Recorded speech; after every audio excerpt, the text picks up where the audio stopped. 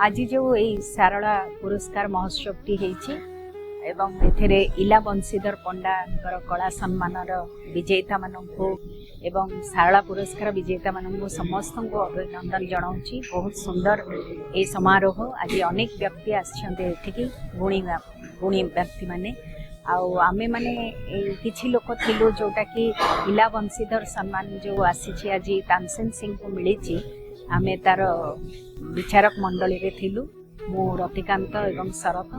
तेणु बहुत खुशी आज आमर तानसेन सिंह को एते जड़े सुंदर कलाकार एत जड़े प्रतिष्ठित कलाकार तांको यही सम्मानटी मिली। तेणु आज जिते भी विजेता अच्छा सारला पुरस्कार समस्त अभिनंदन जनाऊँ। धन्यवाद।